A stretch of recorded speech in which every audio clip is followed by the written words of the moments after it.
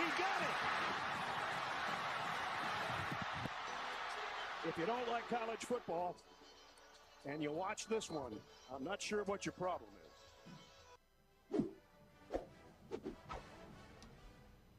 Rid-it-did-to-do, and welcome into Thursday's edition of More Important Issues here in the White Claw Hard Seltzer Studios. I'm Caleb. With me always, Landon Raby, Joey Joseph Boots. Yes, sir. Finally, we've made it to we've talked about this. Well, NC State was looking back. NC State wasn't as exciting when you thought about it, but NC State was obviously an event you got fired up for. Can we talk about that? Sorry. Sure, if you'd like. I mean, because Tennessee beat the crap out of NC State, it looks like not a good win. So we had to play them close to make it look like a good win. That's what's crazy to me. Well, okay, I do agree with you. To be fair, you go back into Western Carolina. You said it. You said it best. That is, we were told the story of that team. True. And then they don't play good the next week against Louisiana Tech. And I said it the other night. I'm glad they were a top 25 team when we played them. We'll see how they round out the year. But, yeah, it's one of those things that there were people predicting NC State to beat Tennessee. There were people predicting NC State to be competitive in the ACC. And you're right. Tennessee beats the crap out of them. So I agree with you. Yeah. I just think if it's a close game, it looks like a good win. But because the way that we win, it doesn't look like it. No, you're right in that it was. I think if it was a close win, people would be saying, "Look at how much they struggled at NC State." Yeah, that's true. I think it was a no-win situation for the Vols. Mm-hmm. And I think this Oklahoma game will carry similar. We talked. I think we said this last week on this show. They're going to move the goalpost, and whoever tweeted it in 2022 tweeted it the best. Wait till they play Florida. Wait till they play LSU. Wait till they play Bama. You keep moving the goalposts, and we just threw them in the damn river. Like, that was the best way to summarize really any opposing fan of in any sport. But Tennessee fans are so loud and so obnoxious that the return Tennessee fans get from other fans are just as loud and obnoxious. Agreed. Yeah, we get their best shot. Are we everybody's Super Bowl because of our... We're every fan. Obnoxiousness. We're every fan's Super Bowl. Not in terms of how they think about the game, but the lead up, and then if they win, the response. Exactly. They're bookmarking it like it's a Super Bowl for sure, because you have a lot of Tennessee fans that are kings of bookmarking. I bookmark a lot. You need to start pulling them more. I got them. They're in the chamber. So this year, this football season, you've been bookmarking a lot. Yeah. Okay. Yeah, I've bookmarked quite a bit. There's one I can't wait, and it's about like the best running backs in college football. I can't wait to use that. I think you could just about pull it out right now. Yeah, I could. I'm going to sit on it though. Okay. Yeah, there's a cash out option. I'm not willing to take it right now. And one of my favorites, I'm glad you brought up that point, because one of my favorites, and I'm not sitting here saying UTC could have or should have been more competitive with Tennessee, but when you look at everyone tries to grade NC State or any team that they try to say, oh, this team played this team closer, beat this team, and then they try to justify how good wins are and good losses are, well, whatever. Mm-hmm. Week one, I was people were coming at me because I said Vandy is the second worst team in college football. Well, they just got beat by Georgia State, who UTC played in a tight game and almost won. Yeah. Are you smart? No. That's the problem. These people are amongst us, and they're dumber than I. Well, yeah, Vanderbilt is so obvious that you were right about that. Right. And it's, again, I'm not sitting here preaching it, because I think Tennessee did what they should have done to UTC. Mm-hmm. But the same people who are saying you don't have good wins, they're going, oh, did you see Vanderbilt this weekend? Yeah. So it doesn't make sense. Oklahoma, I think, is a talented team. I think they have a defense that presents difficulties for Tennessee. I think that is a fun, if you're a college football fan, that is a fun matchup to look out to this weekend, is Tennessee's offense versus Oklahoma's defense, specifically their defensive line. Is that the only thing keeping this game close? Is just Oklahoma's defensive front is pretty good? other than that, like what? Well, we'll get into that, Landon. Okay. I know you. I know you're excited. I know you want to preview Oklahoma, Fired up. but it's 8-11. Fired up. We got 2 hours of this. Fired up. You should be. You absolutely should be. Also, if you're on the road to Norman or about to leave, carry the fight. I'm so jealous of everybody leaving today. I wanted to go to this game, and Landon chose Arkansas. Yeah. Landon loves working in Arkansas so much, he decided to visit. Yeah. He wouldn't even stay in Hot Springs with me. It was just one to get out of the way. We were gonna go to a wedding. We decided not to, and it's on me. I'll take the blame. Arkansas is gonna be fun, so people are gonna be jealous of me that I'm going to Arkansas next week. No one will be jealous Or 2 that weeks, anyone's going to Arkansas. Oh yeah, once we beat the crap out of Oklahoma, everybody's gonna want to go to Arkansas. Yeah, All no, those I'm fan base. flying out Thursday night, and I was joking. I actually just sent a text to my boss because the airport looked a lot crowded than it actually is. I'd be flying out around this time. Please don't show up to my flight. Don't. But no, every it's crowded. Yeah. There's only a few extra seats on all, so I've got to fly into Dallas. Where are and you then flying? No free ads, but where are you flying? into what airline? Yeah. I'm not saying that. Okay. What does it start with? Sorry, let's not do that. I am flying. Can Boeing lie about the plane? Because there's a 737 that didn't fall out of the sky, and then there's a 737 MAX that fell out of the sky numerous times. Numerous times? Oh, you don't know about the 737 MAX? No, they just keep it's throwing like it back up. notoriously like the worst plane. Dude, ever built. they essentially designed it to murder people. I mean, that's Okay. what it did. Wow. And it wasn't a design flaw; it was a feature. Brian Kelly would love to put his kids on there. LSU loses their flying. They're chartering a 737 MAX. Yeah. So but- American. So Spirit. So, no.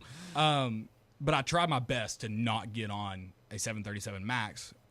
One of my flights is on a 737. Yeah, that's fine. They can't lie about that, right? No, the Boeing Max is the issue. But 737's been around. I'm saying it says 737. Could they be like, oh, we typed in we MAX forgot and to it put- didn't? Yeah. Ooh. Gotcha. Is that, yeah. What are you gonna do if you? The pilot's going to come over the intercom on our way down. He's like, buckle up and maybe read the fine print a little better. Yeah. Yeah, we excluded Max from all of our promos. You're gonna get on the plane and like, there's gonna be like a little white tape, and you peel it back. It says Max. Sir, Actually, the sign fell off because of a loose bolt. The letters for the MAX fell off. But yeah, so I don't know how we started that, but yeah. Okay. I'm not going to say what airline because I've already paid them enough money. They shouldn't get to hear me talk about them on air. Well, just in case something does go bad, knock on wood, then we know who it was. We Are know you all suing on my behalf? Yeah. I will allow you all to have the money from the payout. Okay. Perfect. Yeah, you just have to. You have to. You know what I'll do? Well, It'll be enough money where I'll just clone another one of you. I take that back. You can't have the money, but you all can be in control of the money. The money goes to my dog. Okay. whoa. Can we put? He's gonna die soon. You'll be okay. But Does he get all of it? Yeah. Yeah. What about so when do we he wait dies? for the estate to then That's up to refresh? him. I can't make those decisions for him. I heard Brutus really wants to invest in that new bar down by Neyland Stadium. We don't even need Morgan Wallen now. Don't need it. He can be easily convinced with treats, I'm pretty sure. Oh, I'm sure. Yeah, I don't think I have a problem with that. But yeah, it's I don't like flying anyways, so that was nerve-wracking not being able to avoid a Boeing plane at all. But it's only one of my flights of the 4 I have to take to get to Fayetteville, Arkansas. But yeah, I'm excited. I wish I was in Oklahoma. I might have weaseled my way into a Georgia trip. It's similar to just check it off. Not because I think we're going to win. Yeah. In okay. fact, I'm going with the mindset of Tennessee's going to lose that Who are you football going game. with? If I go, it'd be with Adam. If I go, I don't think I'm going to be able to, but I'm going to try.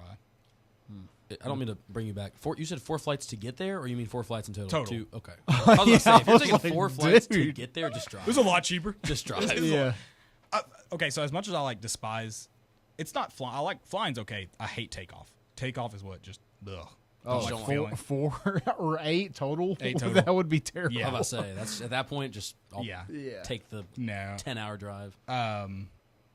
But it's just the takeoffs I hate, and it's not the whole takeoff. It's when you start and you're just like sitting back. Don't like that feeling. You don't like the part where you sit back and they always do they pitch the nose once you're about 1,000 feet. So like it feels like you're about to like go down for a second. Everyone always freaks out. During That one doesn't bother me. It's literally just when Just you're being that high you're pitch, roller like- coaster in it. Like, I don't like that. That's not my forte. Other than that, flying rocks, because I will take a 2-stop flight Giant or short. one stop flight to not sit in a car for 10 hours. Yeah, I feel that. So I do like driving, but when you have 3 days to do it, driving's not a lot of fun. No, that's fair enough. But yeah, if you're going, I highly recommend Oklahoma City Bricktown. Bricktown is an awesome place. It's kind of like a replica of San Antonio, the riverfront. Got a bunch of bars and restaurants. So yeah, if you're staying in that area, So go it's check that a out. knockoff of. Is that what you're saying? Yeah, it is. But also, like, I guess the whole city is kind of set up like that because the Dodgers AAA team is there, and it's a replica of the Brooklyn Dodgers stadium. Oh, So it's pretty cool. interesting. Yeah. I don't know if I like that. You'd like So the they're just the steakhouse. Dylan Raiola of cities or minor league baseball.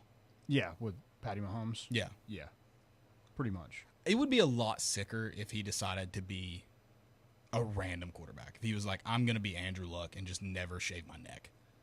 That would have been sick. Or Bryce Young and just forget how to throw a football. It's awesome. I was thinking more of looks. Oh, okay. That was kind of mean. The thing is, he looks like Patrick Mahomes, too. But intentionally also. Yeah. Like the haircut and Yeah, everything. 15, Tim red. Tebow. That was for Tim Tebow. Oh, sure. That's what he said. Yeah, liar. If he comes out and does the Tebow exactly, will you believe him? No. He should Tebow this week. He definitely should. Guys, we got a lot to talk about. We've got Oklahoma. We've got their first SEC game day. We're also going to have Adam Sparks of the Knoxville News Sentinel on to talk about Josh Heupel in Oklahoma, his return, his long-awaited return. I don't think they're going to necessarily be – well, they're going to be welcoming. I think Bob Stoops is going to be just shaking the whole time on the sideline. But we'll talk about all that. Week 4 college football. Stick with us on the other side of this break. It's More Important Issues on Fan Run Radio. Looking for a luxury RV getaway? Then come see Two Rivers Landing RV Resort. Just imagine a personal oasis on the French Broad River with outstanding amenities just minutes from the Great Smoky Mountains. Enjoy the quiet, private setting on sites offering unexpected beauty and tranquility. Unplug from everyday life and plug in to the serenity of life on the river, big mountain skies, and bucket list sunsets at Two Rivers Landing RV Resort. Serenity in the heart of it all. Visit tworiversrvresort.com. From high school heroes to college legends, First Bank is proud to champion our local athletes. But we don't just back you on the field or on the court. We team up with customers to score the wins that grow communities.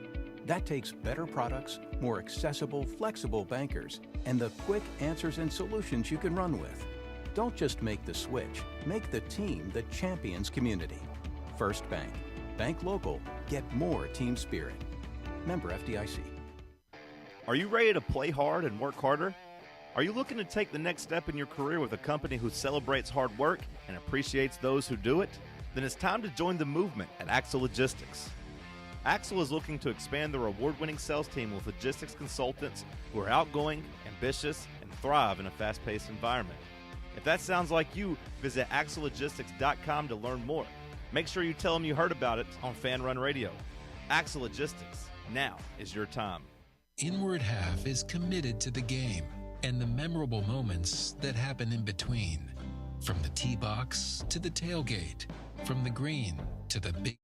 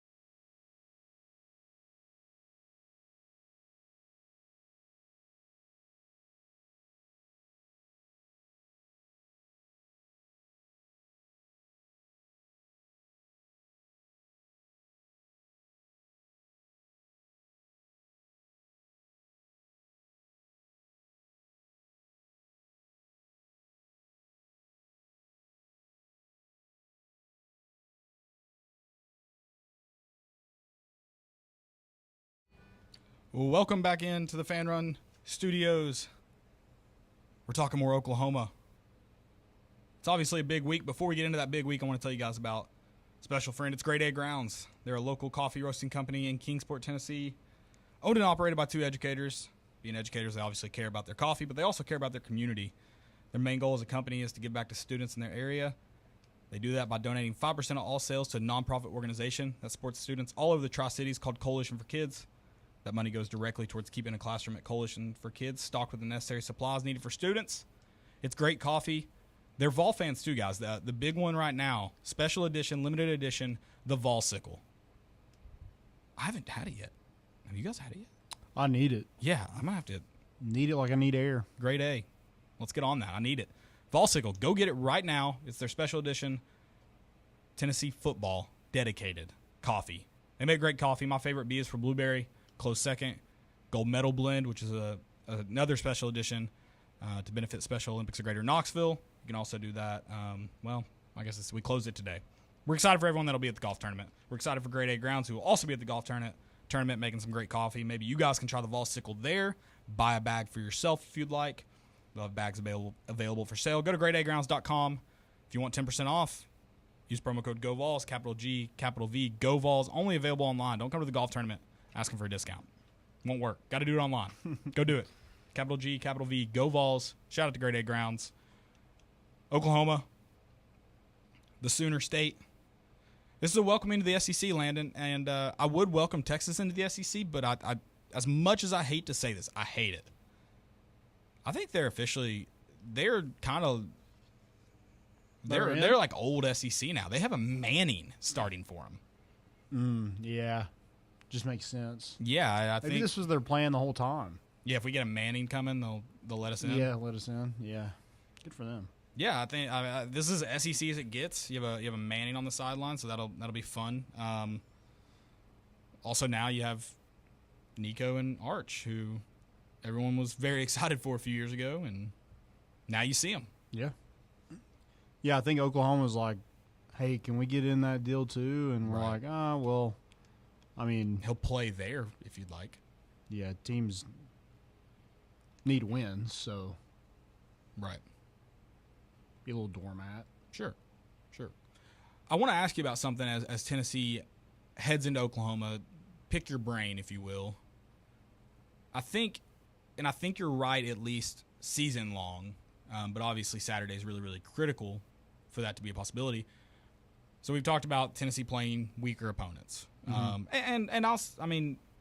Tennessee outside of, I think NC State's better than any 3 team Oklahoma's played, but outside of that, I think they probably they've played the overall quote unquote, not that they played a tough schedule, but tougher by not much. But I think actually we were ranked like 122nd, and they were ranked 120th so far in schedule toughness. Pretty close. So maybe we were 128 and they were 120. It was close. Yeah. It was close. Tennessee's starters have had the ability to play 7 quarters, if that, of football. Is that something that you see as an advantage to Tennessee, or could it be a disadvantage when you're looking at the fourth quarter? If this is a 1-score game, one way or the other, does a team that's gone 60 minutes have the advantage? I think you could probably spin it both ways, where you could say, like, Oklahoma's been in close games, so if it is close, like, they might have an advantage. But also, like Tennessee's rested. Mm-hmm. There should be no hands on the hips in the fourth quarter. I think it's more of an advantage for Tennessee than Oklahoma, but I think you can definitely probably spin it Oklahoma's advantage. I think it would be more of a disadvantage for Tennessee if they didn't have so many veterans on this team. Yeah. I think when you look around, majority of Tennessee's roster has a ton of football under their belt. That's why I don't get the whole, like, I understand, like, there's been some bad losses on the road, but it's not like this team is full of freshmen. Sure, but going into it's not like this is the first hostile environment they've ever played in. Right, but you also have last year's team who wasn't. Those starters weren't full of freshmen. Now, I think they're right now, it looks like 2 very different football teams. Right. But last year's football team went into Florida. Outside of you didn't have Cooper Mays, which I think is a big deal. No, I think it's a huge deal. I still think you should have won that football game. Well, yeah, and that didn't really have a lot to do with off. I mean, the offense couldn't score, but the defense couldn't get off the field on third down. So I mean, right, that wasn't Cooper Mays' fault. Sure, goes in. I still think they should have won the football game. Yeah, but yeah, I agree. I think there's you can spin it both ways. That's one thing that I guess as you start to break down these teams, I guess you have more film on Oklahoma, which may not be a good thing. It may not. I mean, when I keep looking at this game, number one, I don't see really a huge advantage besides Oklahoma's playing at home for them. But also, you don't think Josh Heupel is going to be dialed in for this game? You don't think there's going to be people running wide open? You don't think he's been sitting on some plays? I mean, he has been dreaming about this. He might not say it. No, he's been – I mean, and I think – but he cannot wait to beat Oklahoma in Norman, and the first thing he's going to do is to shake Stoops' hand and be like, you think he's going to go shake Bob Stoops' hand? Yeah. You think Bob Stoops is going to stay on the field? Or will he pull a Nick Saban and go to the opposing locker room? He'll probably Bob Stoops will run. He'll probably run off like Henry To'oTo'o did in 2022. Oh, are you upset he didn't shake hands that game? No, I don't care. I mean, get off the field. I mean, he should have shaken that blonde girl's hand like Burton did. Right? Yeah. He didn't want to be here anyway, so I understand he wanted to leave again. No, I mean, I think there's definitely some quote-unquote revenge factor for Josh Heupel. But I as much as I think his quote-unquote coach speak stuff this week was that, I mean, I think what he said also has to be true. He has to be incredibly thankful for Oklahoma as a school. That's where he won. 100%. That's where he won a national championship. That's where he got a early start as a offense coordinator and coaching start, and he got to work with a lot of great people that he both played with too and then played for. And so, I mean, I think there's got to be a lot of thankfulness there. Now, I think the Bob Stoops stuff is probably bullcrap. And we'll talk about that with Adam Sparks, but who wrote a good article about it this week. Mm-hmm. But no, I think there is and maybe it's not so much revenge is the right word for him at this point, but more of this is what you could have had. Oh, yeah. It's like when you break up and you lose weight or something, or you get a hot significant other, you're posting about it the moment you can. Mm-hmm. Oh, yeah. I mean, I definitely think there's some sort of like you said, it's not like he doesn't have a distaste, I don't think, for Oklahoma. Maybe I think distaste is probably the right word. It's okay. He doesn't have the hate. Yeah, okay. Yeah, but he can't wait to go in. He can't wait to be back to show them what they missed out on. You think he'll shake Bob Stoops' hand? I don't think he'll talk to him. I think he will avoid him. Because I think it's more of a, no, you lost out on me. I think Josh Heupel's one of those guys where he would go up to the guy and be like, "Hey, good game, coach," and that coach is just like, "Well, yeah, why can't he just be the head coach? I don't think that'll happen." Well, I just think it would be awesome for him to just Bob Stoops is like, "Man, I just want that guy to be a butthole to me, and I just can't get it out of him." Right? Yeah, no, for sure. But yeah, I think there will be a level of revenge, and again, don't know if that's the right word or just. The level of proven I am the one you missed out on. You thought it was Lincoln Riley, it was me. This is a question for both of you guys. Do you think there's more pressure on Oklahoma or Tennessee in this game? Tennessee.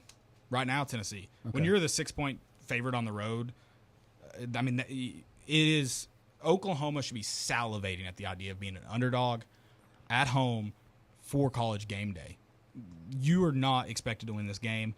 Everyone that matters has Tennessee right now. A lot of people have Tennessee big. This is Oklahoma can go in and play a 7-10 point game, and people are going to go, well, they played really well. I promise. Yeah. Yeah, this could be a turnaround for Oklahoma that just really hasn't had a lot go right for them, but they're somehow still 3-0 because they've played a crap schedule. Oklahoma can lose this game close and still get national media benefit out of it. Like, they can still get talked about in a good way. Tennessee, unless Oklahoma just plays exceptionally well and looks vastly different on offense than anything we've seen, if Tennessee loses this game by any score, people are going to go, well, they're not the college football playoff team we thought they were. Mm-hmm. What do you think, Joey? Yeah, I mean, it's exactly what Caleb said. Oklahoma loses this game, yeah, it's kind of like, you lost at home, and Tennessee breaks their how long has it been since we've won a top 15 away game? I know we talked about it in, I think, 2016 against Texas A&M, and it had been years then, so I don't know. Was it 03? Was it? No, well, maybe. I didn't look up that stat. 2006, on the road. Beating a top 15 SEC team on the road since 2006. Now we're getting a little yeah. You threw in 15 and then you threw in SEC and it got a little crazy. In a way, so whatever. But Oklahoma loses the game. It's like Tennessee loses the game, and then again it's.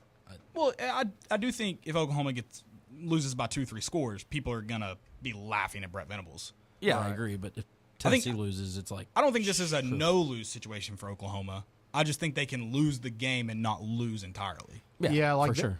Their line of thinking, if Oklahoma wins, then they're just like, oh, we hired the right guy. If Oklahoma loses, they're thinking, oh, well, we'll just get rid of Venables and get Josh Heupel next.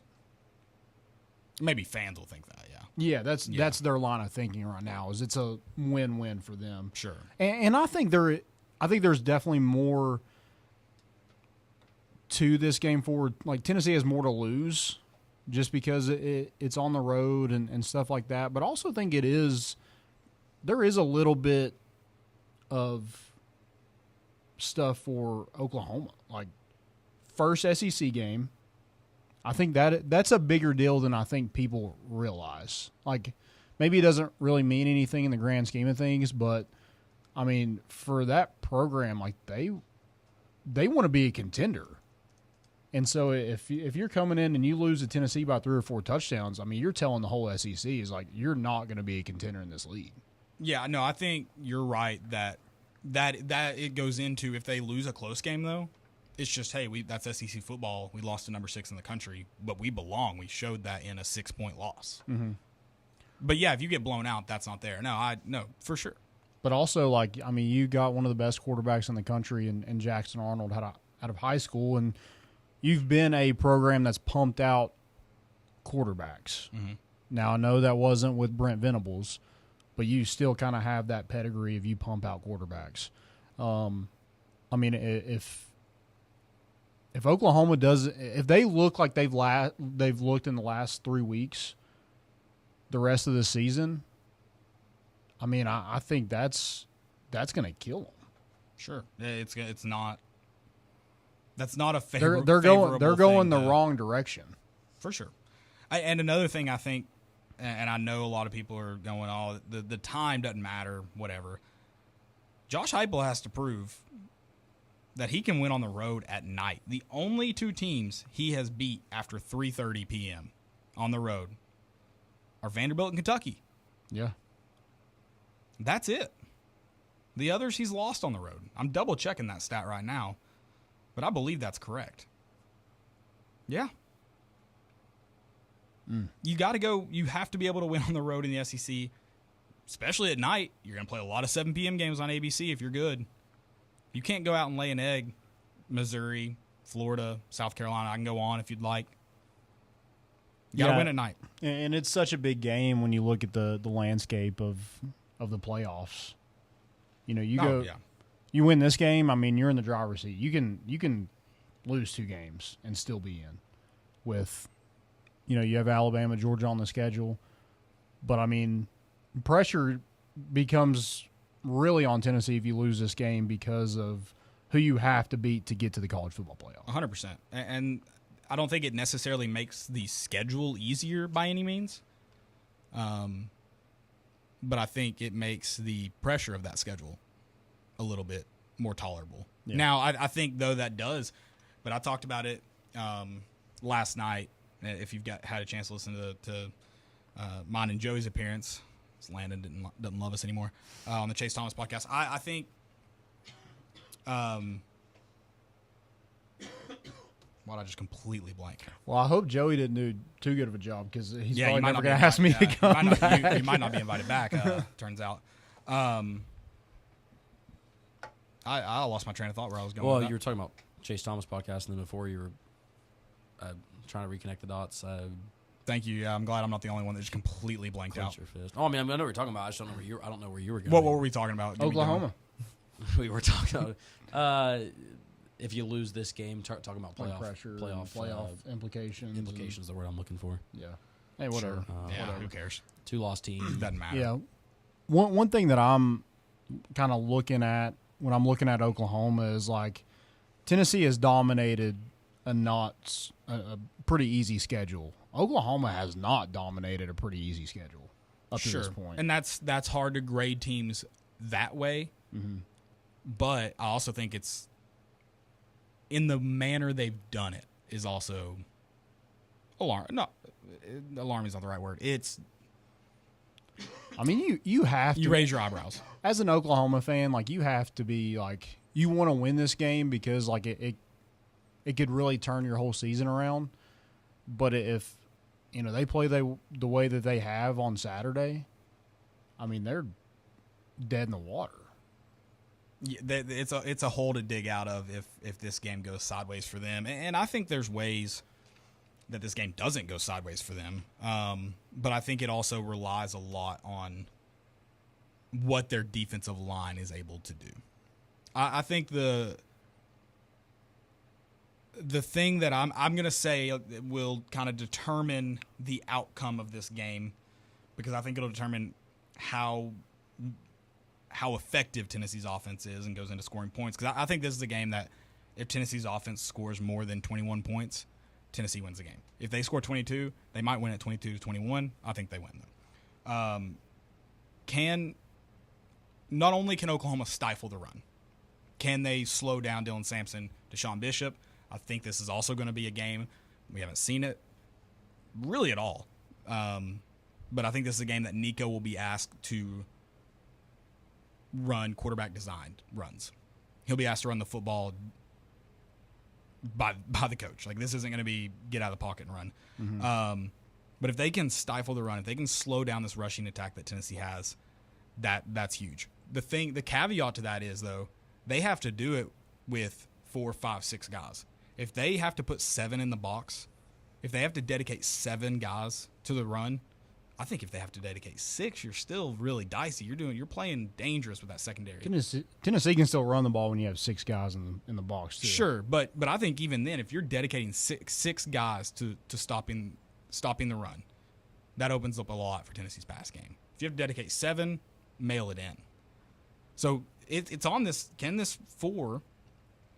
their 4 primary rushers slow it down? Because if they can't, that makes it a whole lot harder on Oklahoma's strongest unit. Yeah. If I'm Venables, I am not going to let Tennessee beat me by just running it down my throat. I'm going to load the box up and just hope that a redshirt freshman quarterback is not great in a hostile environment. I mean, that's because Tennessee's offense does a great job of spreading you out and make you pick your poison. Like, I mean, which one are you wanting to take away? Because we'll do the other one just fine. But I think you have to roll. I'm not letting Dylan Sampson beat me if I'm Brent Venables. I hope he does, but if I'm him, I'm going to let a redshirt freshman quarterback do it through the air and on the road in a hostile environment. Now, Nico has said that he likes playing on the road. Yeah. And so he has a lot to prove this week too. With they have a really good linebacker in Danny Stunsman. Dejon Terry, Dominic Williams, I think. They got some dudes along that defensive front. Now, is it as good as Tennessee's? No. So I think the biggest thing this week is, can you limit mistakes? Can you do good? Can you move the football on first and second down, stay out of third and longs, and just play your game? Like, you don't have to be anything spectacular on offense. You blew out a ranked NC State team, not just killing it on offense. But I think that's the part that makes this tricky, And it makes it a little bit easier on Brett Venables. You said just play your game, run your offense. Tennessee's offense is run the football. We talked about this on the Chase Thomas podcast. I'll remember this train of thought. When Tennessee abandons the run and they have to throw it a lot in games, that's where they struggle. When teams can put fewer and fewer guys in the box and stop the run with them, and Tennessee has to throw the football or feels like they have to throw the football, that's when things go out the window. And I know I think Nico is more talented than the previous two quarterbacks Josh Heupel's had, but he is a freshman. It is his first time on the road. That's a lot to ask of anybody, and I think it's a lot to ask of talented and veteran receivers for the most part. Mm-hmm. Yeah, I just think there's more around Nico, too, than you've had previously with tight ends and running backs that can catch out of the backfield. I just think there's a lot more. It makes Nico's life a lot easier having those guys if they do take away the run. Sure, but I also think that's why, and I'm not saying we're going to run every play is going to be a version of the veer by any means, but I think there'll be, I think you need to try to stretch this defense more by giving the ball to Nico in the run game. I think you have to say you're gonna have to honor his threat of running of his legs. Mm-hmm. You also have Dylan Sampson who you could give it to, and then obviously you have the pass game. I think based on what Oklahoma's done so far, they're going to be able to slow down the run with 6 guys. But until you can get them loading the box, and maybe they do it early, and maybe we can throw it. But until they do that, you just can't force the issue of passing the football. But also you have a Oklahoma defense who's been beat deep, maybe not connected on passes, but that might be based on who they played, by the way. Mm-hmm. But they've had receivers get in behind them. Yeah. And so I think that's a threat. The biggest thing, too, I look at is third down conversions. Temple, 4 of 13. Houston, 4 of 15. Tulane, 5 of 15. Now, the caveat to that is this Oklahoma defense is really good on second down. Very, very few of those third downs are third and manageable. Yeah. And so the last 3 weeks I've said Tennessee be good on first down. Tennessee be good on first down. Obviously being good on first down helps being good on second down. You have to be really, really good on second down, I think, in this game to have much success offensively. Yeah. I'm excited to kind of see how the chess match is between Venables and Heupel, because really good at what they do. But I just think Tennessee has just more dudes than Oklahoma. Like, I think the biggest advantage for Tennessee is just defensively. Tennessee's D-line against Oklahoma's offensive line.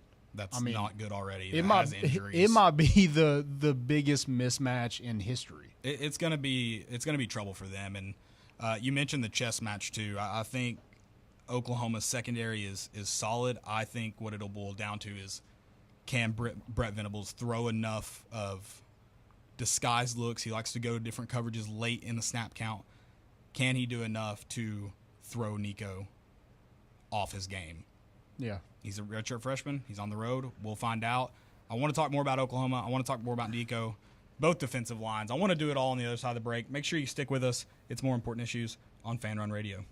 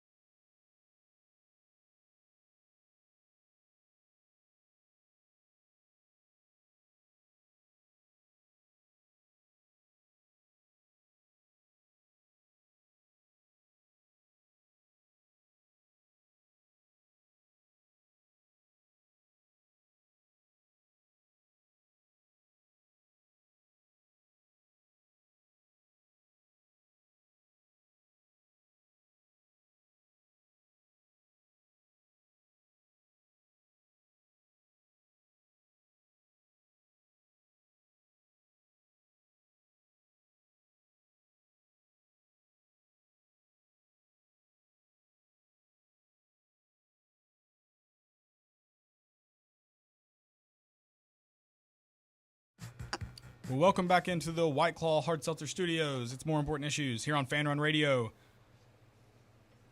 We've talked about Oklahoma's defensive line. I think they present a task for Cooper Mays, for that entire offensive line, for Nico. 11 sacks. 11 sacks. 5.5 against Temple, though. Just want to throw that out there. I think it is 48 total pressures. They can get pressure to the quarterback. I think Tennessee's offensive line was – I still haven't watched the tape, full disclosure, but Chase said last night that he thought they weren't very good in pass protection against Kent State. So I'm just going to ride with that original take. Like, I had that on Sunday without watching, so I'm just going to ride with that. Curious how they handle it. I think on obvious passing downs, I don't think Oklahoma's going to have the benefit of sending a lot of pressure. Yeah. I've watched a little bit of Oklahoma tape. As good as they are at getting to the quarterback, I don't know how good 4 of them will be. 3 of them will be. So I think obvious pass downs, it's really going to be, can receivers get open somehow? Yeah. Yeah, I think this is a game to utilize your tight ends that have played so well up to this point, especially Miles Kitzelman. Also, like, it's a good time to get Brew McCoy and Squirrel White going. Sure. I mean, those are 2 veterans in this offense that you have not really utilized up to this point that I think could be a safety blanket for you, especially in a game like this on the road. I think it will be tough to do a lot of this season tomorrow because I think Tennessee's going to see – I think you're going to see some 12 personnel fairly early because I think you're right. Brett Venables, I think that's what he has to do, so I think he's going to. Load the box early, try to get a ton of pressure up front. How do you stop that? There's a few ways, but if you're Tennessee and you're saying, hey, I've got 2 tight ends I can put into block that are also pass options, but I have 2 tight ends I can block. Or if you want to load the box, hey, we can go 4 wide and put a Dante Thornton who has 5 receptions, 169 yards, and Oklahoma's leading receiver also has 169 yards, but like 17 more receptions. I think you can put 4 wide out there and let's roll. Let's throw it deep. Let's let the gunslinger sling it. I mean, yeah, you can, not every down. Hey, let it ride, baby. you want to see us run the sling and shoot? We'll do it. There's a reason why even as football's gone to passing more, that running's remained a staple because it's how you win football games. Are one of the line of scrimmage. Yeah, and so I think 12 personnel is going to be early and often. How long that lasts? I think Oklahoma and how much they can take of it determines that more than anything. Because if it's working, you're not going to just abandon it completely. I hope. Yeah. We'll see what we do on offense. I think that's the matchup to watch. The other matchup on the other side, Tennessee's defensive line is going to absolutely destroy Oklahoma's O-line. I do not see Jackson Arnold being able to. He ran 14 times last week. There's no way he runs He might run 14 times. He's not running for 95 yards. I'm all for hitting him, but can we not have a linebacker get ejected, please? Yeah, that'd be nice. I will say this, though. He's going to be hurting if he runs 14 times. Of the 3, Arion Carter, Jeremiah Thielander, Keenan Peely, someone is going to have a borderline targeting call, if not a targeting.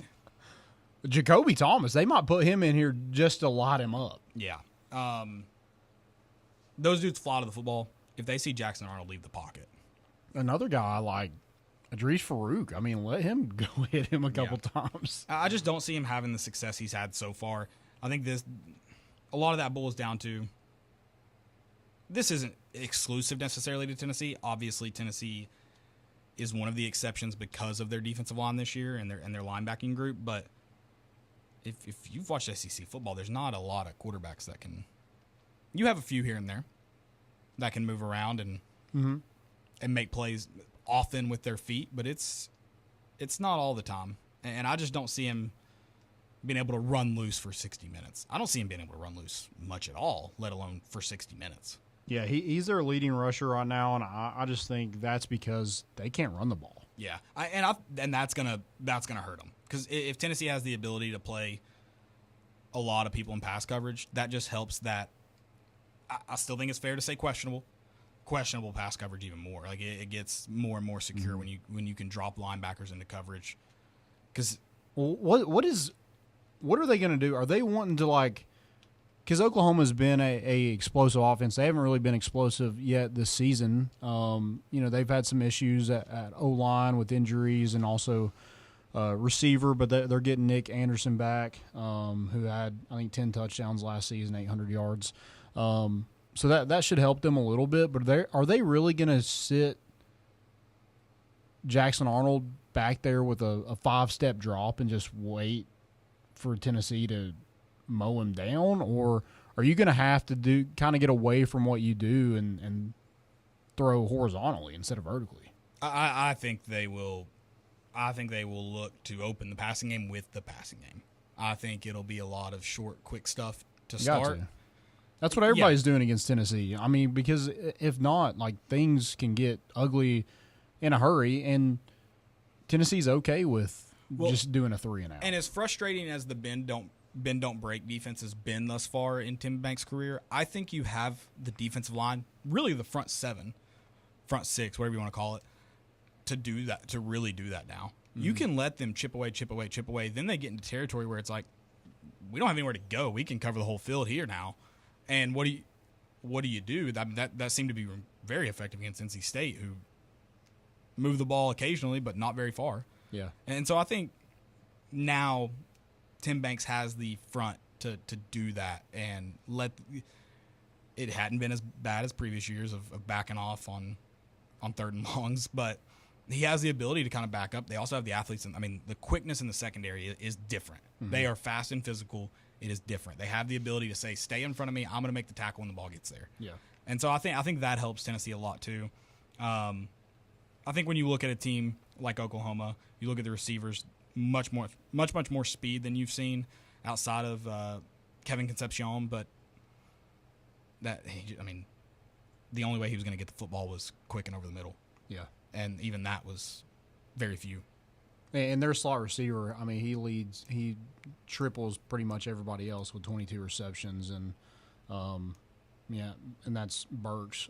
I mean, they're going to try to get it to him, much like NC State was trying to do. And NC State was kind of successful, but then they just kind of got away from it. I think they got impatient with, just trying to drive the ball down the field, because when you get in 3rd and long, you can't do that.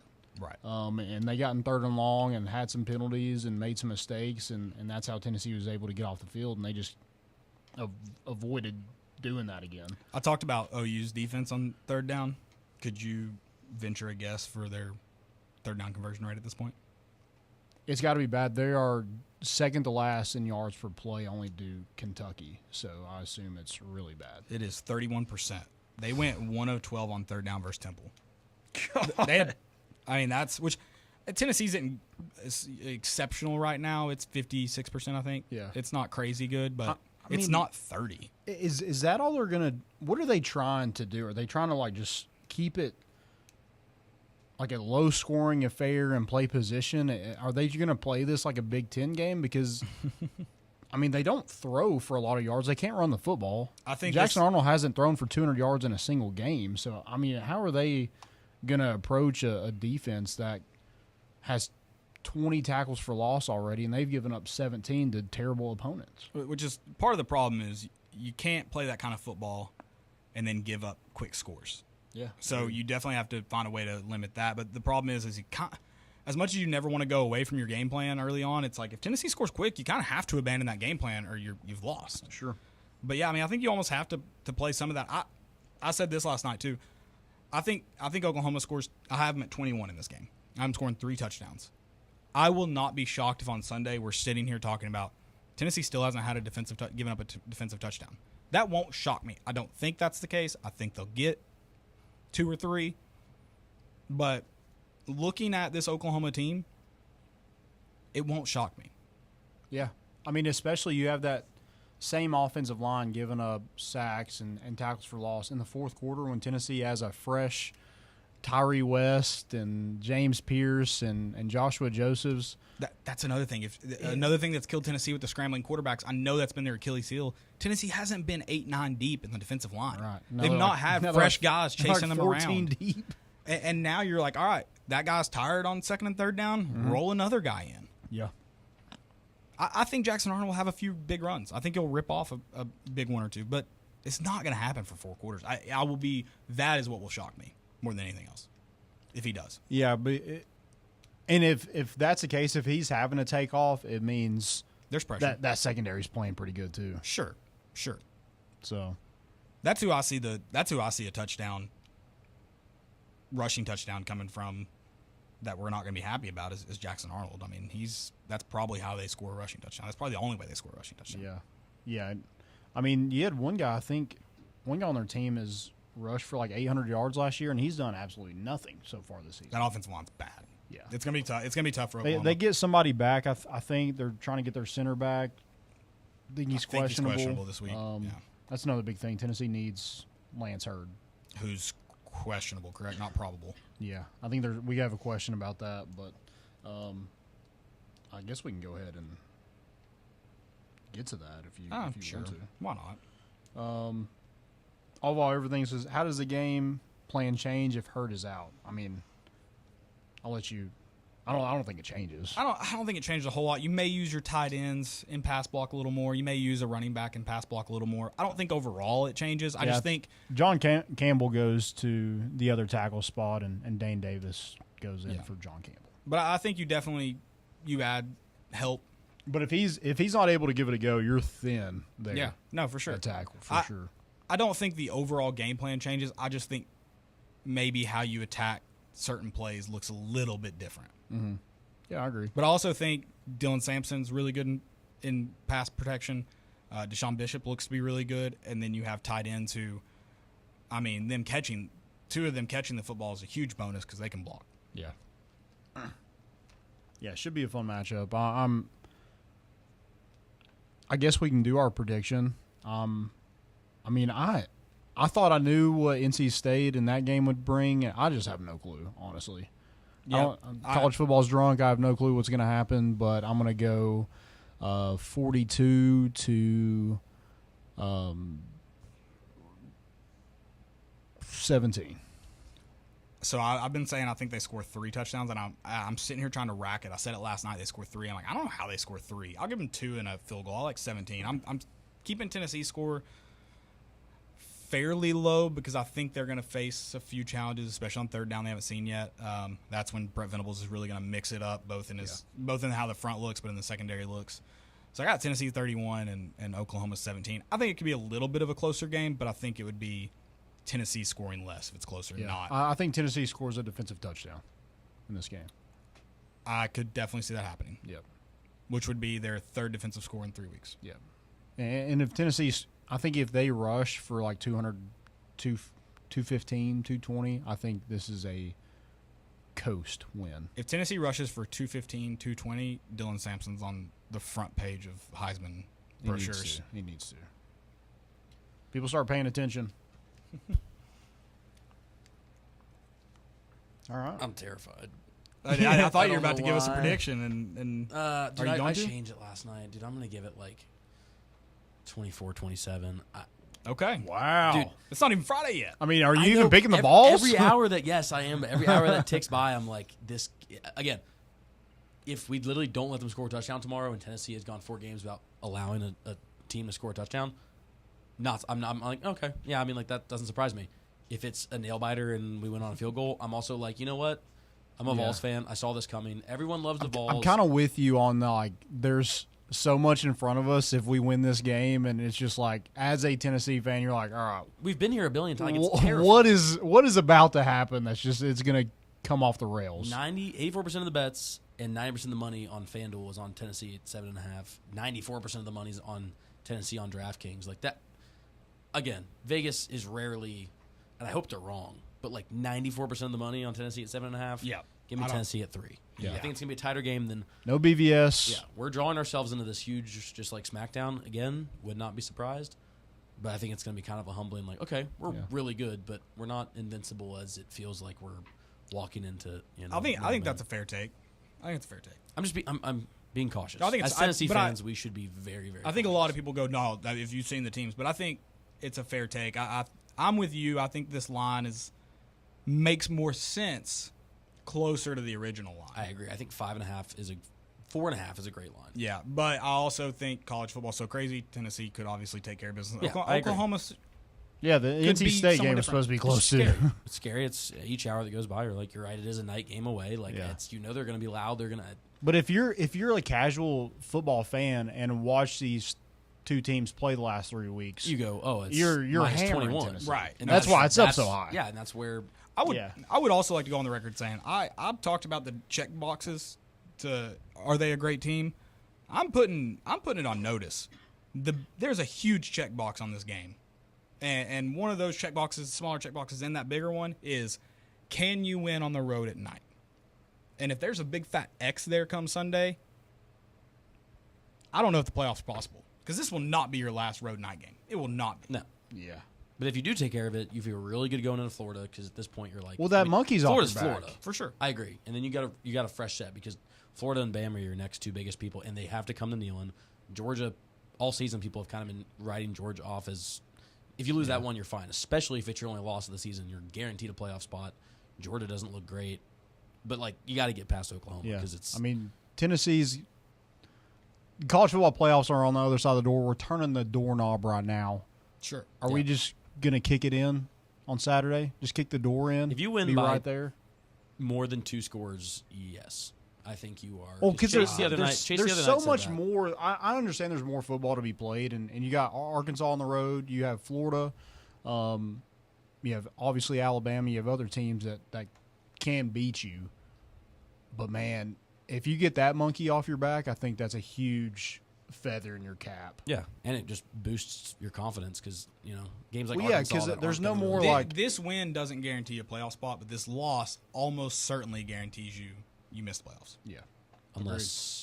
unless you turn things around, and beat Bama For sure. If you're a 2-loss team, and That's it's why I said Oklahoma, almost. Yeah. That's why I said Oh, almost. if your 2 losses are Oklahoma and Georgia doesn't if they stay top 5e, do you still feel confident that a 2-loss Tennessee team? I don't know. We're so far away from that it's A the two-loss 2-loss Tennessee team's in. Yeah. The 3 losses where I'm like, Oh yeah, no. But who knows? Yep. We got to go to a break here, guys. We've got Adam Sparks of the Knoxville News Sentinel on the other side, talking a little Josh Heupel back in the Sooner State. Stick with us. It's more important issues on Fan Run Radio.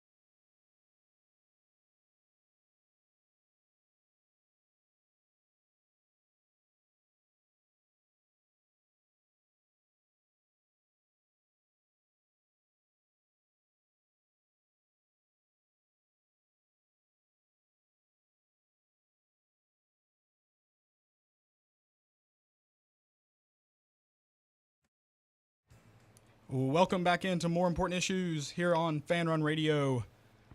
This week, obviously a big game for Tennessee. A bunch of storylines. Oklahoma first time in the SEC. Game day will be there. Or I guess first game in the SEC. However you frame that. Sorry. But one of the bigger storylines. Josh Heupel makes his return to Oklahoma. His first time since parting ways, we'll say, with Oklahoma and Bob Stoops. We've got Adam Sparks of the Knoxville News Sentinel on to talk about that. Wrote a great article this week, kind of explaining the whole situation, how it all played out, and kind of some of the feelings around that one. Adam, thank you so much for hopping on with us tonight. Hey, good to be on. How you guys doing? Pretty good. Just ready to get this game started. We're tired of talking about it and just ready to see kind of how things play out.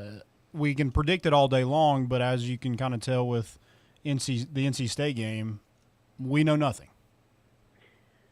Yeah, this has seemed like the longest game week in a long time. Exactly. Right? It just it almost feels like the off season where you're predicting good things and then bad things and then somewhere in the middle, and nothing has changed about this game in the last 5 or 6 days, but it seems like we've gone through so many storylines, and you guys listed a lot of them there, is that this feels like we're almost ramping up for a playoff game a month away. Instead, it's just a typical game week, but it should be a fun one. Yeah, I want to dive into that article because of what you wrote about Josh Heupel and his firing at Oklahoma. It was – we kind of dove into it a little bit, obviously not as in-depth as you did, and that was a great article, a great read. If you listeners haven't read it, I encourage you to do so. Do we just need to thank Tyreek Hill, Oklahoma's kicker, and maybe some nepotism to landing Josh Heupel at Tennessee? Yeah, I think so.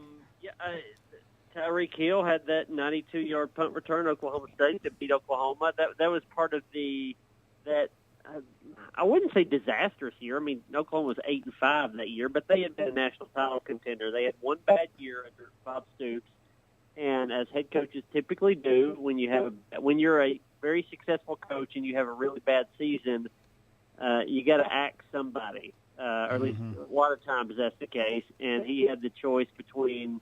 If he's going to go coordinators, he had the choice between his brother, Mike Stoops, or Josh Heupel and Jay Norvell, which were co-offensive coordinators at the time, although Josh was the play caller. And he obviously was not going to fire his brother. Sure. And, when I looked back at that, I watched the long press conference from back in 2014 when Josh was fired and read a lot of stuff that was written back then about some of the reasons.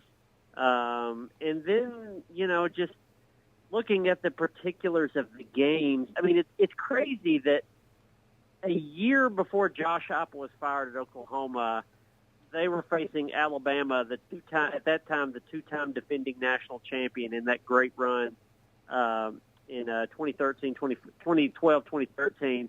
Faced them in the Sugar Bowl. Oklahoma was a heavy underdog. Josh Heupel's team put up like 45 points. His offense did.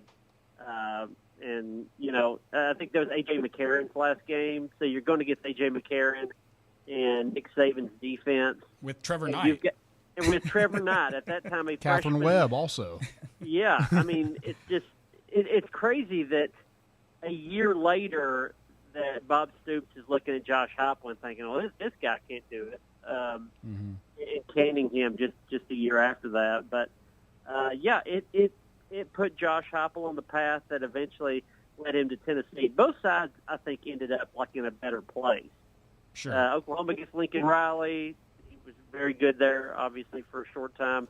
And then Josh Heupel ended up, working his way back, changing up his offense in a few different ways, and it ends up at Tennessee, which is right now a better team than Oklahoma. We'll see how that goes Saturday. I think there's still a lot to tell both these teams' stories so far.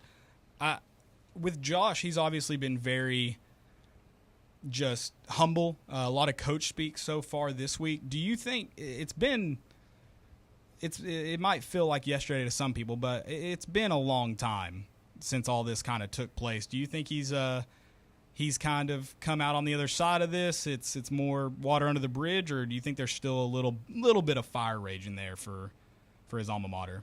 I think, this week you saw some comments from him that as press conferences and elsewhere that I think were candid. I think they were sincere. Like, he has a lot of really close relationships at Oklahoma, and I don't think his firing changed any of that. Mm-hmm.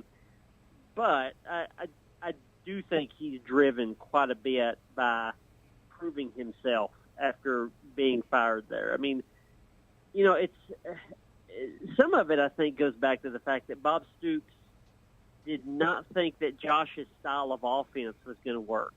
Mm-hmm. And, you think of all these offensive coaches, a lot of them are very similar.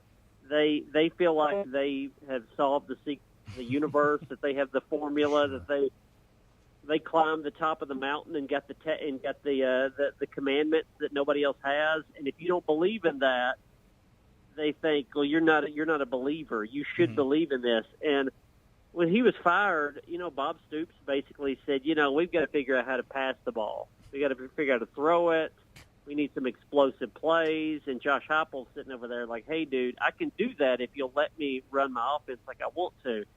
And so when he left Oklahoma, or when he was forced out of Oklahoma, you can see his offense really getting ramped up after that and him doing what he wanted to do. So in some ways, the offense that he's bringing back to Oklahoma on Saturday is the one that Bob Stoops would not let him run when he was there. Is Josh Heupel the most misunderstood coach of all time? I mean, Bob Stoops says they don't pass the ball, and now Josh Heupel at Tennessee, apparently people think that he doesn't run the ball. So is he just that misunderstood? Yeah, I think sometimes it's hard to gauge what his offense is and it isn't. I mean, his offense is a run first, but his offense is, I'll take what you give me. Mm-hmm. And that's why sometimes it gets mischaracterized as one thing or another, because it kind of depends on which game you're looking at. Sure.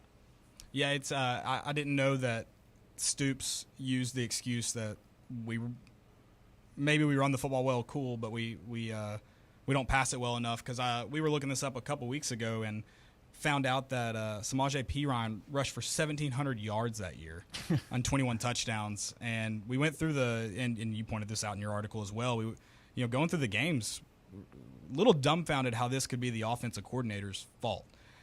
And I mean, they were 20th in scoring in the country that year. They weren't, and also he had a lot of injuries at quarterback. I think he had like 5 or 6 starters in 2 years.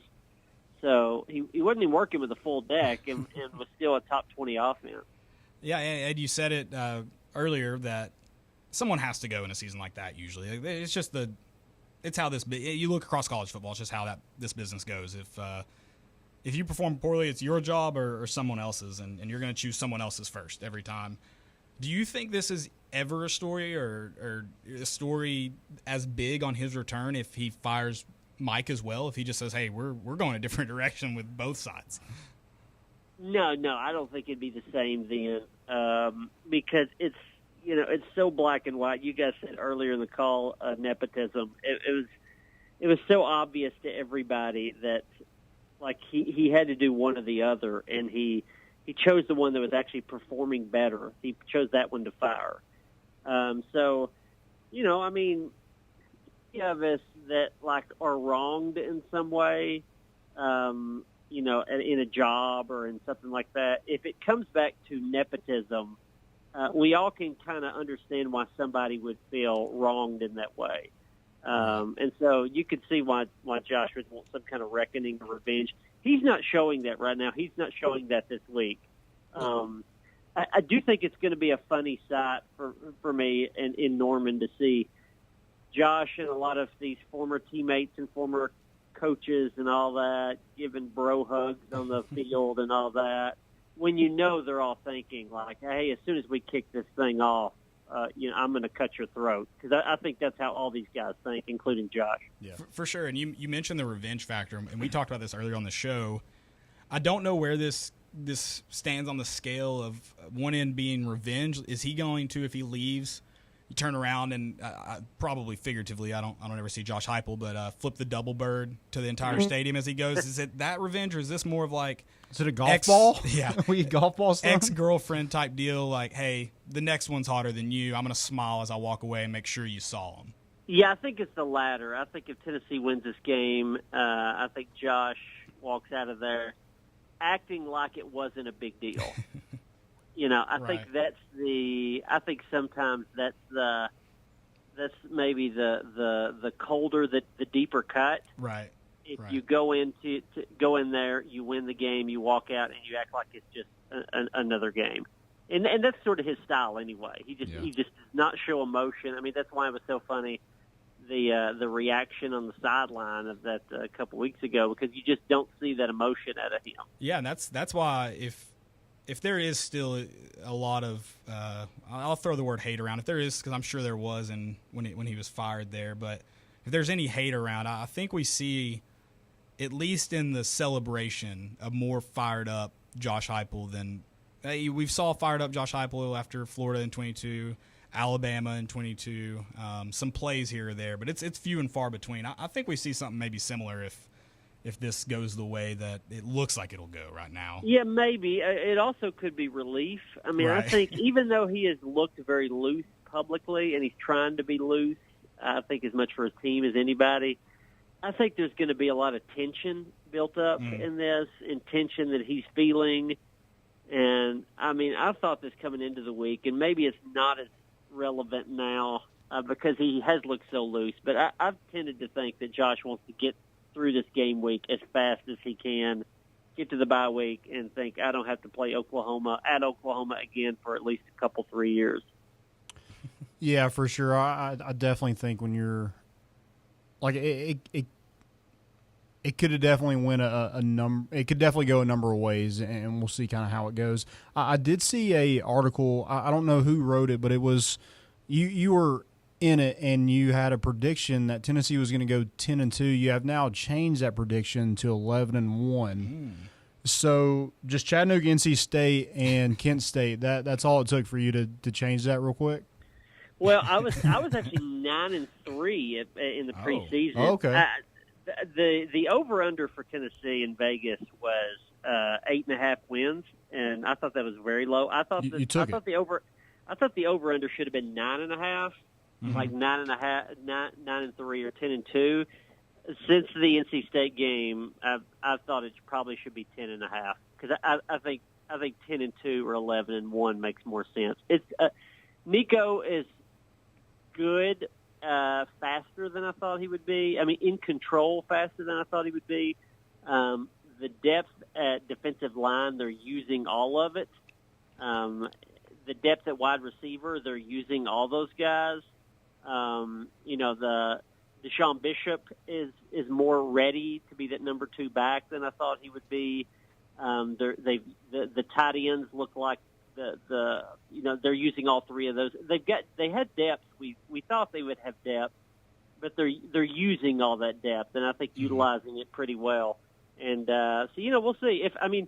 Here's the thing: if they win on Saturday, I think they're a playoff team. If they lose Saturday, I don't think they're out of the playoff hunt. It's just probably going to require them to beat Alabama or Georgia, which I think still could be on the table, but.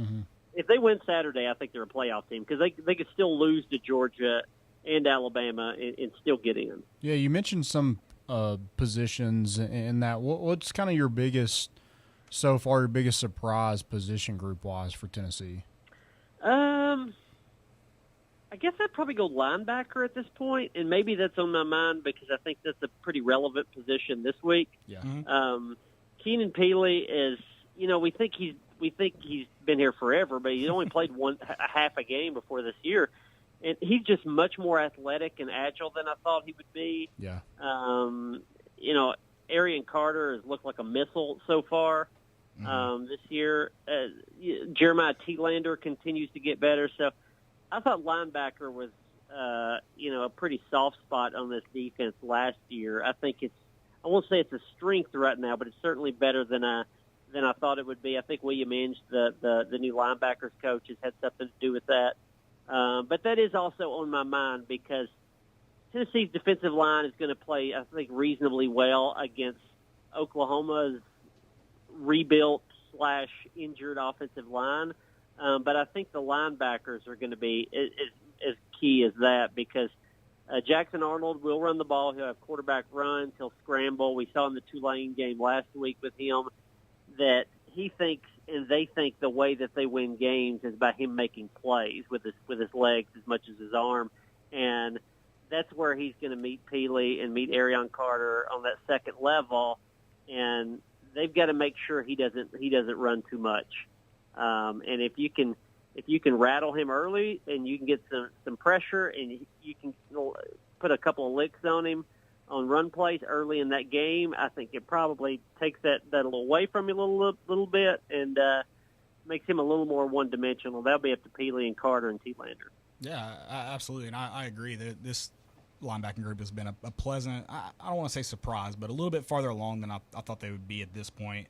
My last question, Adam, is you brought up Nico, and so I wanted to ask something about him. One of the few times he's had the chance to throw the ball into pressure and not ideal situation, it's intercepted, and that doesn't alarm me yet because he just doesn't. He hasn't shown that he's that kind of player to make that mistake often. He's going to have plenty of opportunities to do it this week and against a few defenses going forward here. Is that a mistake you think will be repeated this week, or will Oklahoma have to earn any turnovers they get? How does Nico look going into this game? Can he protect the football? Well, Oklahoma forces a lot of turnovers, and the difference I think in Brent Venables and what Nico saw at NC State is I think NC State basically just mostly dropped 8 into coverage, and said if you can run the ball, go for it, but we're not gonna give you throws. And Nico, I think, thought a little too much of his abilities after what he did against Chattanooga, and thought I'm not supposed to throw this ball, but I'm going to try to fit it in there anyway. He learned his lesson after that. He made better decisions.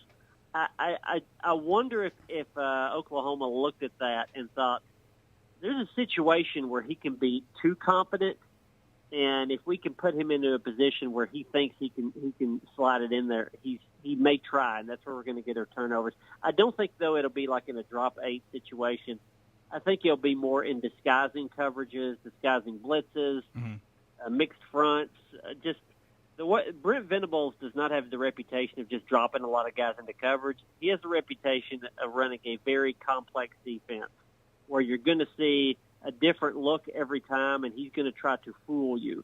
And that's what they're going to try against Nico, I think. As good as Nico is, he's still a redshirt freshman, and I think they're going to try to make him make mistakes just based off what he's seeing pre-snap.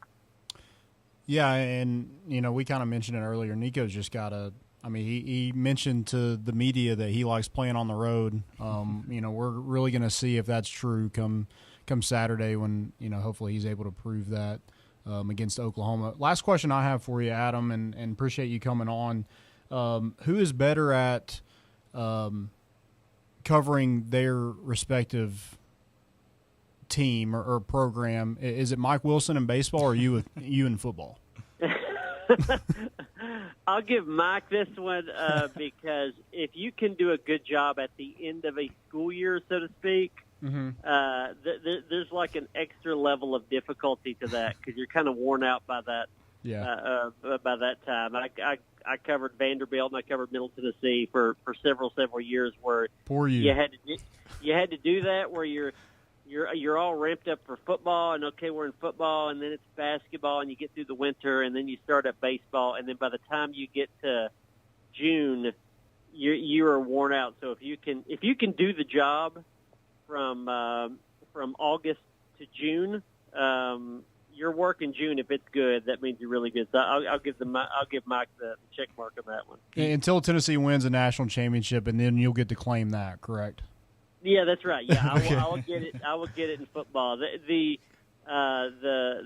another thing too, is that Mike used to be off at the end of May. Baseball was done, and I know how he feels. Again, I used to cover Vanderbilt. You can't book once the baseball team you cover is really, really good. You can never ever book a vacation in June again, and that's that's where good for UT, but that's where Mike is now.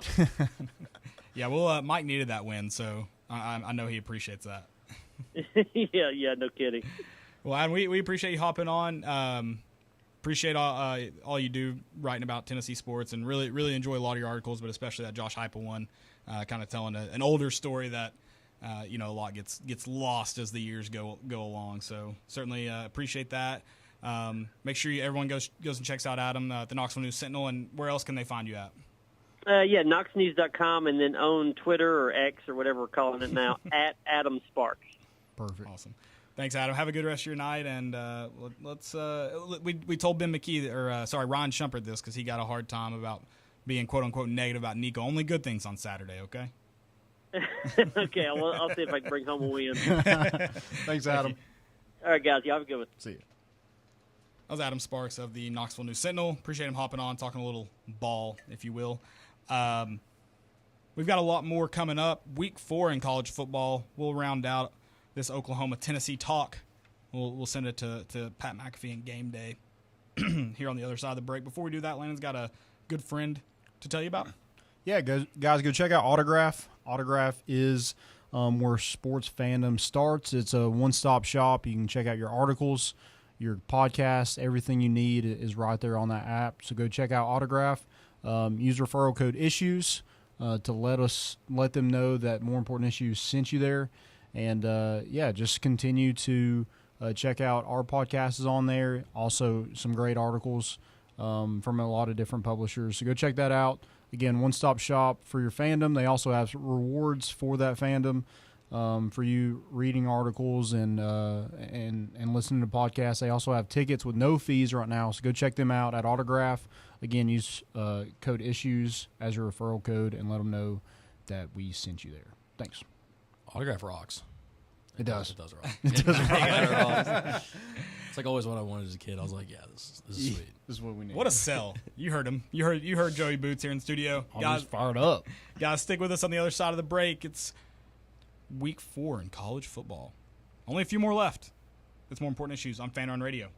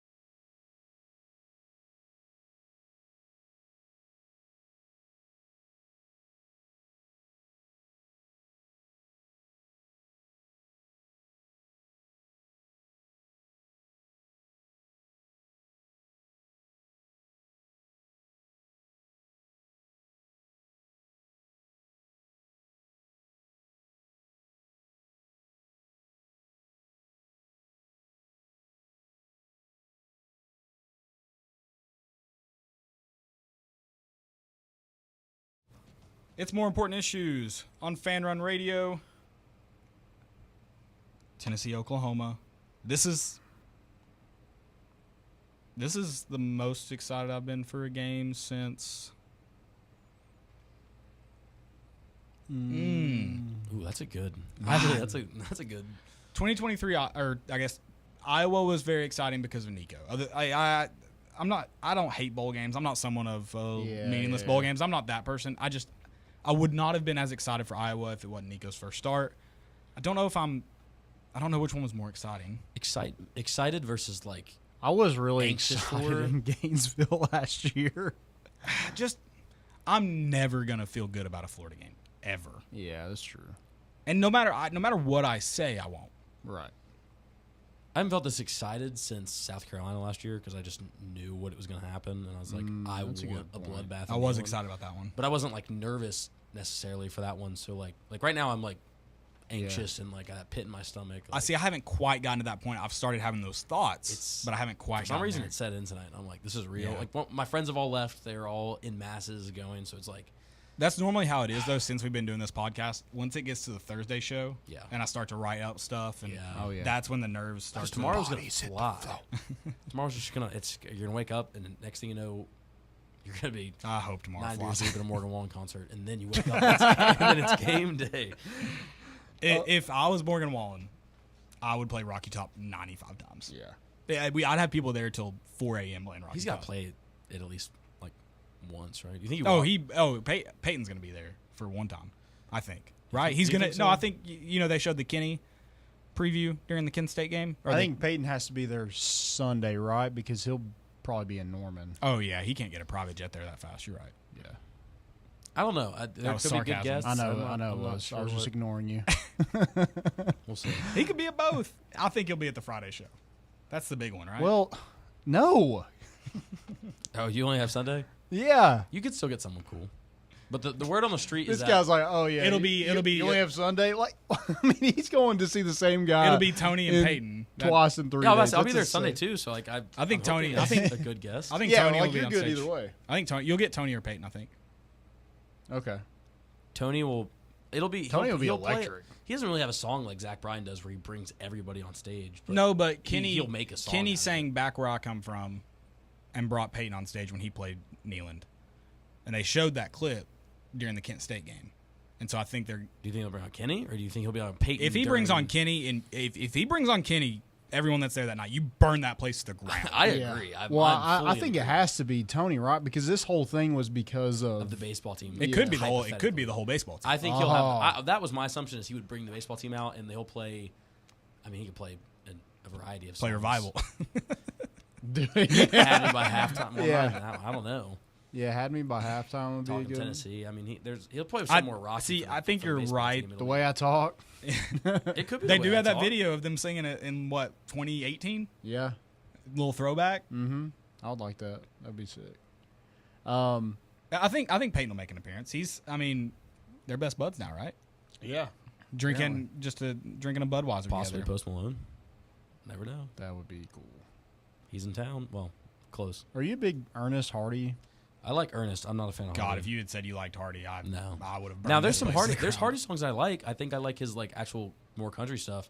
The Rock, slam your head against the I wall think- stuff. Drives Yeah. me. See, drives me. he might have some good songs, but he has so many bad songs, and him just as a human seems so obnoxious that I could never say he had good songs. Well, see, like when he's on like podcasts and stuff, he seems like Yeah, a they're all cool. very He's chill. a cool dude, but yeah, the Rock. I just can't get behind the Rock. Yeah. Not- It's one or the not- other. And, It's like, just again, not me. I enjoy Some people it. like it, Yeah. and that's fine. But It's very just Jelly not me. Rolly. Yeah, I like Jelly Roll. I like. I do too. It's, the same Toby crowd Keith that likes rocks. Don't they play what song do they play in the third quarter at Oklahoma? fourth quarter. Fourth quarter. Should have been a Cowboy? No way they play that. That would rock, but I don't That see. would Would rock. they? Let's see. I guess not, because Oklahoma State Cowboys, you can't do that. No, you're right. That would be funny. Yeah. What is it? Courtesy of the red, white, and blue. That's kind of. Yeah, They're kind of not, rocks. even, they're not even though. blue though. Yeah, but it's America. It's like See, I think that's too. You could play. I don't know. I think it that should be like Navy should be their their fourth quarter song or Army. Like Also, not. I had a friend that said like resort, like if like the trash talk, like if Tennessee's losing, resort to like being against Toby Keith, and I was like, that's the worst thing you can do. No, you can be like he was like, yeah, I was against Darius Rucker in South Carolina. I'm like, Darius Rucker is a staple of the United States of America. No, country. What about the guest Nor picker did he die within a year? Being Blake Shelton? Awful. That's They're riding this too much of like a country. He's just from Oklahoma, Oklahoma's right? not. Yeah, he didn't even go to. Yeah. Which, I mean, whatever. Oklahoma's an overrated state. Facts. Too many Yeah, not a tornadoes. Flat. There's nothing. Norman looks way too flat. I've driven that like through. Has there Zach Bryan twice. done it yet? Because he's from Oklahoma. Yeah, but I don't think he's played at their field. You're saying at Gaylord? I'm just talking like You just wanted to say Gaylord. He could have been the just guest picker. Oh, guest picker. I don't think he's been a guest picker. That'd be a great Okay. idea though. They should. It should be. How do you Should have like been him me before now? Blake Shelton. How do you like me now? I want to talk about me. Would have been good. That would be good. It's very like. Or as When good as are- I if they're once winning. was. When are You're we just losing. going to change ours? Do you want to change it? I like The it. stroke? Okay, that's cool, but I'm saying we don't have to change that. But I they're think- playing. When did they play that? Like second quarter? Yeah. I think it. Ooh, I bet Morgan Wallen, they do the stroke Oh, for this yeah. concert. They have to. Seems a But little corny. the- I think it's corny in principle, but at a football game or baseball game, it's fine. At a concert, I Well, think. I mean, you just want like fan interaction, and that's what it gets. that's true. I think the current third quarter, fourth quarter song, while it came about as an ad, the whole fan joining in came out organically. And Friends in Low Places is just a banger. Yeah. I don't know why you would change it. See, that's the problem. All these people who hated Butch Jones and his gimmicks, they're like, let's pick this song. It's got to come about organically in my mind. And it's Friends in Low Places entirely encapsulates being a Vol fan. And when you're a student, especially if it's, I think it hits the students the most because like last year watching everyone like sing Friends in Low Places as their like last home game, I don't know a song that would make people as like emotional or like feel like you're. Well, I think once we get rid of the troughs, like I don't think it's Low Places anymore. And we're too bougie for it. There'll still be people passed out in toilets. Don't worry. I'm still one-handed. I don't care what. No, your whole arm, buddy. There's a little more than an arm. That's still Yeah, crazy. I appreciate you calling it an arm. Yeah, no, I mean, and I know people are going to push back and go, they played it as an ad. They didn't make everybody sing it, so just shut up. You know nothing about viral marketing. While we're on this topic, let's get to the talent fee, because it was a hot topic. And I'll just say kind of my take on it. Like, obviously, Tennessee is raising ticket prices. I mean, I think they're going to anyway. Right. I do appreciate saying what that money is going toward.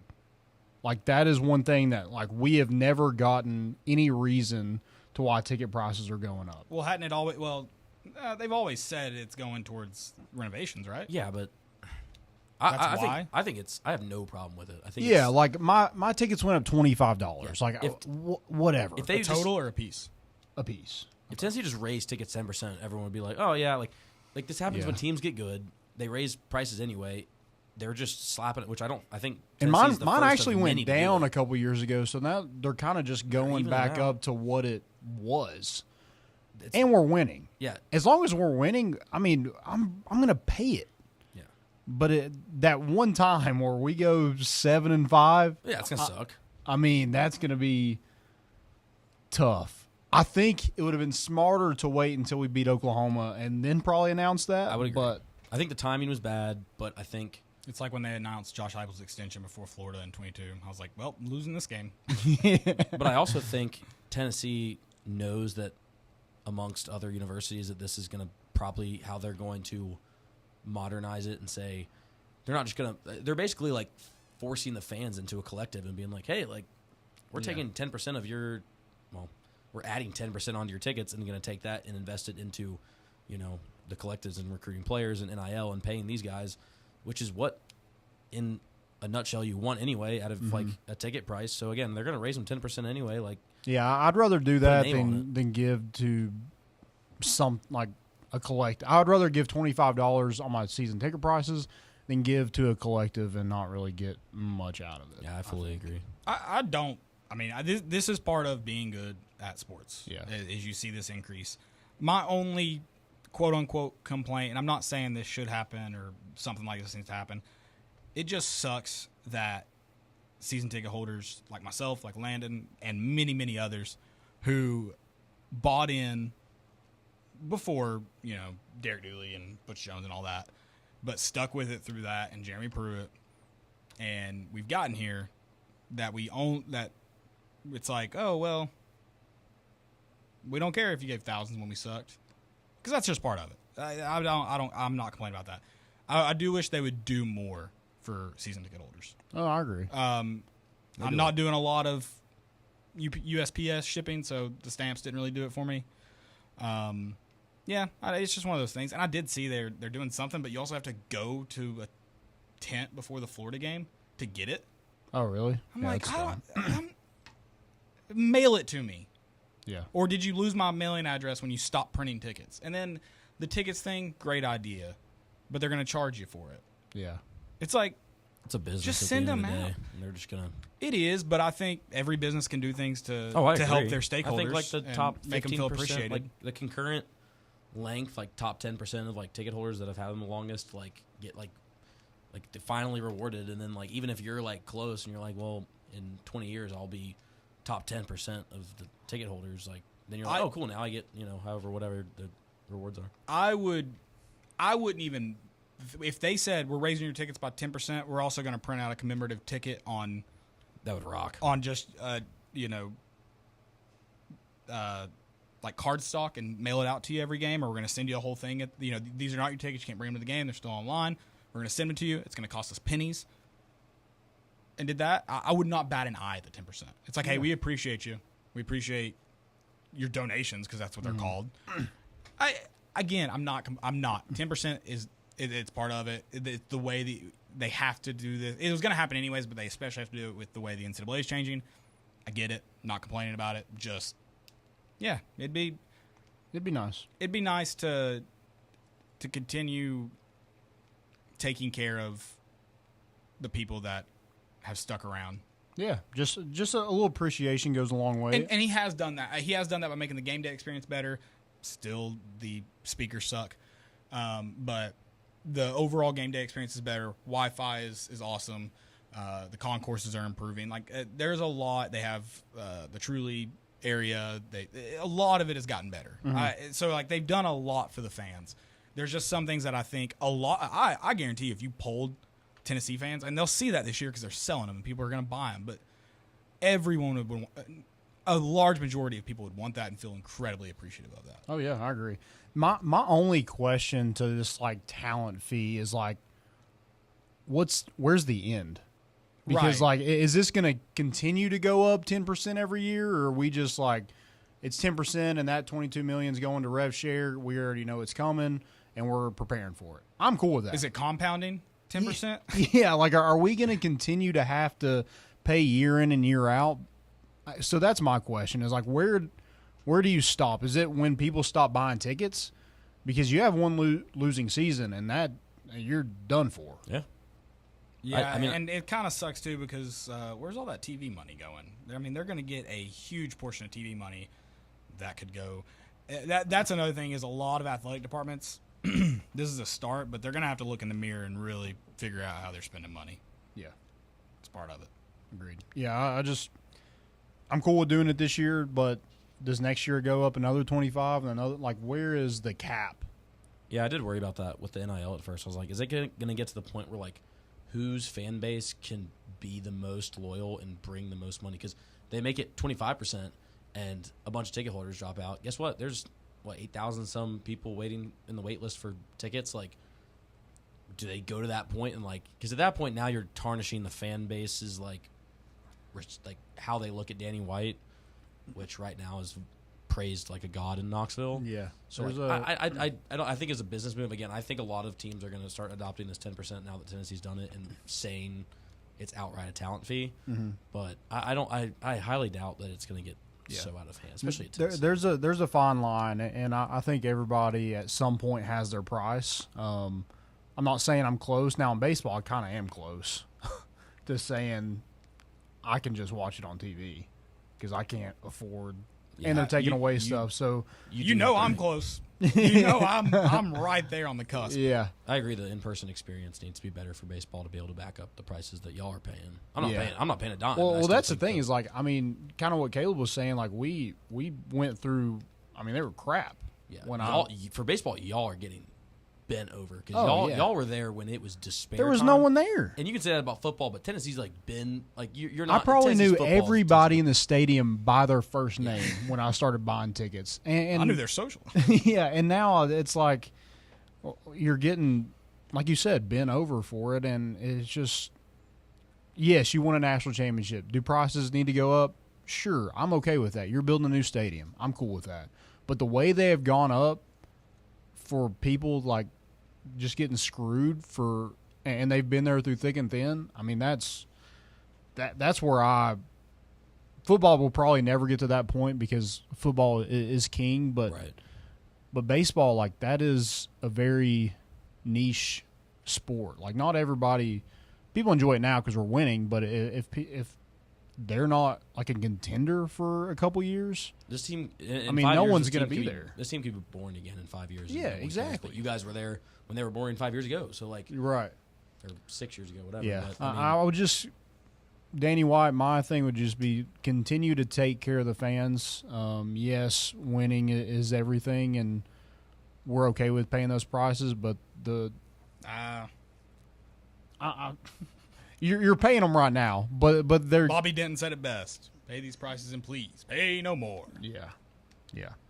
I'm just kind of over just increases in general with everything, and wages aren't going up, but that's another issue. After dark. Yeah. Yeah. All right. Well, that was more than I thought it would be. Yeah. We're gonna go to a quick break. We're going to run through week 4 of college football on the other side. Stick with us. It's More Important Issues on Fan Run Radio. Are you ready to put your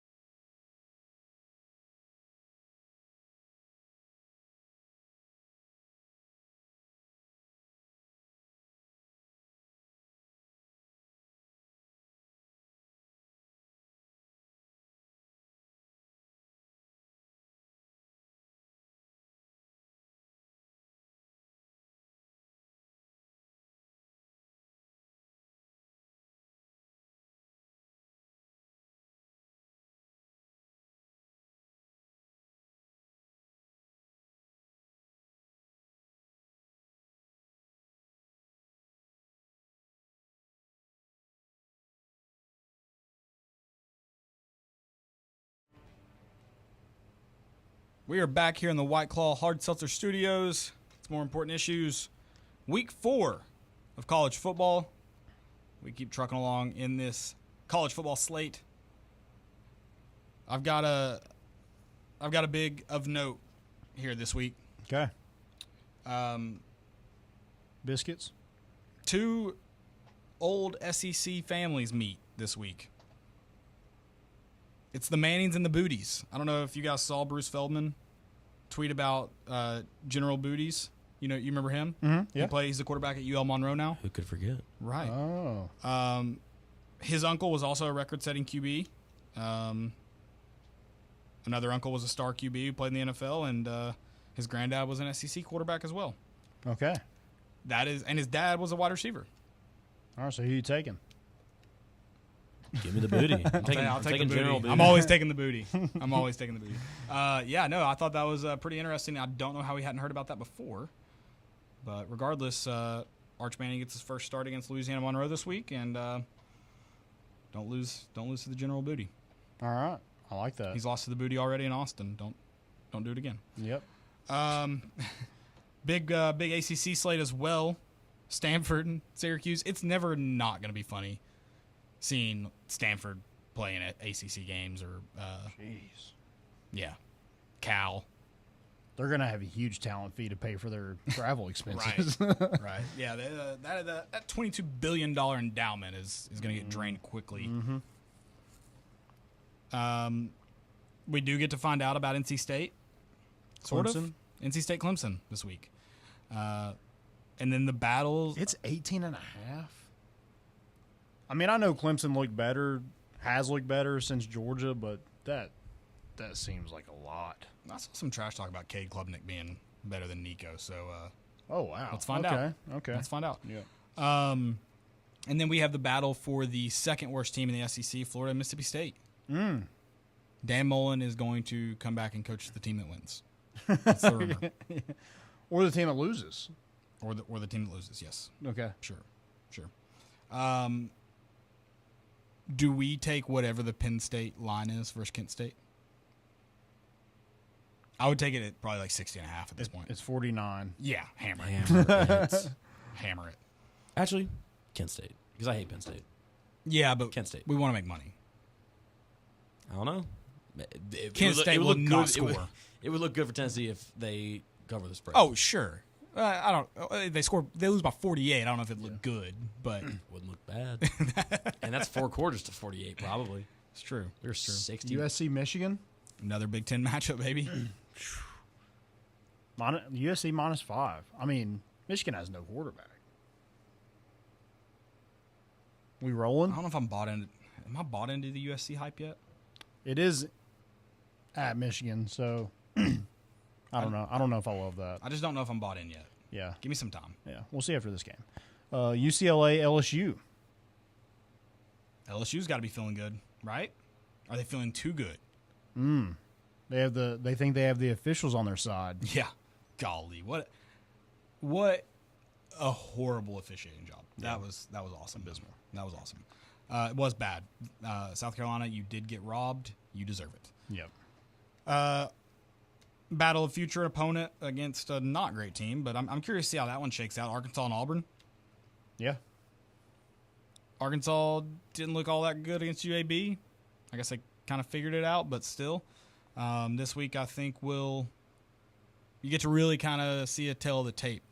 That lost to Oklahoma State, little inexplicable. Like, what are you doing? Yeah. In that play calling there late in the game against Oklahoma State. Vanderbilt, Mizzou. How awesome would it be if Eli Drinkwitz lost to this Vanderbilt team? Dude, it won't happen. Mizzou -20, is that the play of the week? I don't know. I feel like Vanderbilt's going to screw me again. I'm not touching any of their games. Because I also took them to cover against Georgia State. Because I said, I know Vanderbilt's bad, Georgia State's worse. Yeah. Turns out I was wrong. So I was wrong about Vanderbilt somewhere. Utah, Oklahoma State, the two oldest quarterbacks in college football. I think they're 25 and 26. Cam Rising feels like he's had to get 7 medical red shirts or something. Yeah. Because I feel like he's played every year. We've watched him grow from a young boy to a man as a college football quarterback. Yeah, he doesn't. He went from having like long hair and now he's lost it all. Well, he's got to get a job next year. Yeah, he's got to go to interviews. He's worried. Yeah, you can't be covering your ears in those interviews. Yeah. Miami, South Florida. Yeah, that'll goalish. Is a shot. Miami -17. Ooh, can they hang on? Can they find a way to play 4 quarters? That's all I have. That's my only question. Kansas State, BYU, 10:30. That's going to be a late one. But looking forward to it. Pretty decent matchup there. Sure. All right. That's all I've got. That's all I've got. Guys, thank y'all for listening. Also, go check out Roback, roback.com. Use promo code More Important Issues for 20% off your first purchase. Go check them out. They have the best quality clothing you can buy. And, guys, let's go win a football game. Josh Heupel, welcome to Norman. Come back with a win. We're bringing the boat in, and we out.